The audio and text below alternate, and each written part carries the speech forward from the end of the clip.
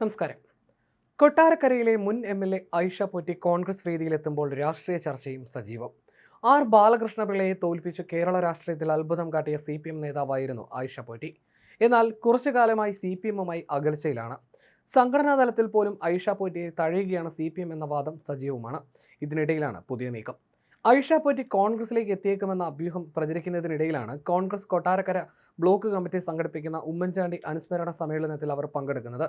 വ്യാഴാഴ്ച കലയപുരം ആശ്രയ സങ്കേതത്തിൽ കൊടിക്കുന്നിൽ സുരേഷ് MP ഉദ്ഘാടനം ചെയ്യുന്ന യോഗത്തിൽ അനുസ്മരണ പ്രഭാഷണമാണ് നിർവഹിക്കുക. ചാണ്ടിയുമ്മൻ MLA-യും പരിപാടിയിൽ പങ്കെടുക്കുന്നുണ്ട്. വിവിധ രാഷ്ട്രീയ നേതാക്കൾ പങ്കെടുക്കുന്ന പരിപാടിയാണ്.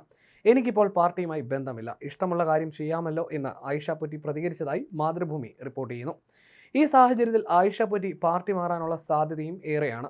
സംഘടനാ ചുമതലകളിൽ നിന്നും ആയിഷ പോറ്റിയെ CPM അകറ്റുന്നതിന്റെ കാരണം ആർക്കും വ്യക്തവുമല്ല. പാർട്ടി വിരുദ്ധതയൊന്നും ഇതുവരെ ആയിഷ പോറ്റി പരസ്യമായി കാട്ടിയതുമില്ല. ഈ സാഹചര്യത്തിൽ ചിലരുടെ വ്യക്തിപരമായ പ്രശ്നമാണ് ആയിഷ പോറ്റിയെ CPM-ൽ നിന്നും അകറ്റി നിർത്തുന്നതെന്ന വാദവും സജീവമാണ്. CPM നേതൃത്വവുമായുള്ള വിയോജിപ്പിനെ തുടർന്ന് കുറച്ചു കാലമായി പാർട്ടി പരിപാടികളിൽ നിന്നും വിട്ടുനിൽക്കുകയാണ് ആയിഷ പോറ്റി. CPM ജില്ലാ കമ്മിറ്റി അംഗമായിരുന്നിട്ടും ജില്ലാ സമ്മേളനത്തിൽ ഇവർ പങ്കെടുത്തിരുന്നില്ല. ജില്ലാ കമ്മിറ്റിയിൽ നിന്നും ഒഴിവാക്കപ്പെട്ടു. നിലവിൽ CPM-ന്റെ ഒരു ഘടകത്തിലുമില്ല. അഖിലേന്ത്യാ ലോയേഴ്സ് യൂണിയൻ സംസ്ഥാന ട്രഷറർ ആണെങ്കിലും ചുമതലയിൽ നിന്നും ഒഴിവാക്കാൻ ആവശ്യപ്പെട്ടിരിക്കുകയാണെന്നും അവർ പറഞ്ഞു. ആയിഷ പോറ്റിയെ പാർട്ടിയിലെത്തിക്കാൻ കോൺഗ്രസിലെ ഒരു വിഭാഗം ശ്രമം തുടങ്ങിയിരുന്നു. കോൺഗ്രസ് കൊട്ടാരക്കര നഗരസഭാ പ്രവർത്തക ക്യാമ്പിൽ ഇവരെ പുകഴ്ത്തി രാഷ്ട്രീയ പ്രമേയം അവതരിപ്പിക്കുകയും ചെയ്തു. പാർട്ടിയുടെ വാതിലുകൾ ആയിഷ പോറ്റിക്കായി തുറന്നിട്ടിരിക്കുകയാണെന്നും പ്രമേയത്തിൽ പറഞ്ഞിരുന്നു. കൊട്ടാരക്കരയിൽ UDF സ്ഥാനാർത്ഥിയാക്കുമെന്നും പ്രചാരണമുണ്ടായി. ഉമ്മൻചാണ്ടി അനുസ്മരണ കോൺഗ്രസ് പരിപാടിയിൽ എത്തുന്നതോടെ ആയിഷ പോറ്റിയുടെ നിലപാട് പുറത്തേക്ക് വരുമെന്നാണ് പ്രതീക്ഷ. കൊട്ടാരക്കര നിയമസഭാ മണ്ഡലത്തെ തുടർച്ചയായി പ്രതിനിധാനം ചെയ്ത ആർ ബാലകൃഷ്ണപിള്ളയെ പരാജയപ്പെടുത്തിയാണ് ആയിഷ പോറ്റി ആദ്യമായി നിയമസഭയിലെത്തിയത്. തുടർച്ചയായി 3 തവണ കൊട്ടാരക്കരയുടെ MLA ആയി. ധനമന്ത്രി KN ബാലഗോപാലാണ് കഴിഞ്ഞ തവണ ജയിച്ചത്. ആരോഗ്യ കാരണങ്ങളാലാണ് താൻ CPM-മായി അകന്നു നിൽക്കുന്നതെന്നായിരുന്നു മുമ്പ് ആയിഷ പോറ്റി പറഞ്ഞിരുന്നത്. കുറച്ചു കാലങ്ങളായി പാർട്ടി പരിപാടികളിൽ നിന്ന് ഇവർ വിട്ടുനിൽക്കുകയായിരുന്നു. ഒന്നും ചെയ്യാനാകാതെ പാർട്ടിയിൽ നിൽക്കാനാകില്ല, ഓടി നടന്ന് ചെയ്യാൻ കഴിയുന്നവർ തുടരട്ടെ, ഇതായിരുന്നു അവരുടെ പ്രതികരണം. പാർട്ടി പ്രവർത്തനങ്ങളിൽ സജീവമല്ലെന്ന് കാട്ടി CPM കൊട്ടാരക്കര ഏരിയ കമ്മിറ്റിയിൽ നിന്നും ആയിഷ പോറ്റിയെ ഒഴിവാക്കിയിരുന്നു.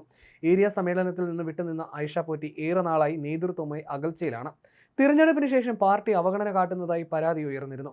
3 തവണ MLA ആയ ആയിഷ പോറ്റിയെ സ്പീക്കർ വനിതാ കമ്മീഷൻ അധ്യക്ഷ സ്ഥാനത്തേക്ക് പരിഗണിക്കുമെന്നും പ്രചാരണമുണ്ടായിരുന്നു. പദവികളിലേക്ക് പരിഗണിക്കാതിരുന്നത് മാത്രമല്ല, മണ്ഡലത്തിലെ വികസന പ്രവർത്തനങ്ങളിൽ നിന്ന് ഒഴിവാക്കുകയും ചെയ്തു CPM കമ്മിറ്റികളിൽ നിന്നും ഒഴിവായ ആയിഷ പോറ്റിക്കായി വാതിലുകൾ തുറന്നിട്ട് കോൺഗ്രസ് നടത്തിയ നീക്കം നേരത്തെയും ചർച്ചയായിരുന്നു. പാർട്ടിയിലെത്തിക്കാൻ നേതൃത്വം ശ്രമിക്കവെയാണ് കൊട്ടാരക്കര നഗരസഭ പ്രവർത്തക ക്യാമ്പിൽ ആയിഷ പോറ്റിയെ പുകഴ്ത്തി രാഷ്ട്രീയ പ്രമേയം അവതരിപ്പിച്ചത്. പാർട്ടിയുടെ വാതിലുകൾ ആയിഷ പോറ്റിക്കായി തുറന്നിട്ടിരിക്കുകയാണെന്നും രാഷ്ട്രീയ പ്രമേയത്തിൽ പറഞ്ഞിരുന്നു. CPM-നെയും മന്ത്രി KN ബാലഗോപാലിനെയും വിമർശിച്ചുകൊണ്ടുകൂടിയുള്ളതായിരുന്നു ആ പ്രമേയം. CPM ഏരിയ കമ്മിറ്റിയിലും ജില്ലാ കമ്മിറ്റിയിലും ആയിഷ പോറ്റിയുടെ ചിറകരിഞ്ഞത് മന്ത്രി ബാലഗോപാലിന്റെ അറിവോടെയാണ്. ആയിഷ പോറ്റിയുടെ ജനകീയ മുഖത്തെ മന്ത്രി ഭയക്കുന്നു. CPM നിർബന്ധത്തിന് വഴങ്ങി. ശബരിമല ദൈവവിശ്വാസത്തെ തള്ളിപ്പറഞ്ഞതിലും ഈശ്വരനാമം ഒഴിവാക്കി സത്യപ്രതിജ്ഞയാക്കിയതിലും ആയിഷ പോറ്റി പശ്ചാത്തപിക്കുന്നുണ്ടെന്നും ആ പ്രമേയത്തിൽ പറഞ്ഞിരുന്നു.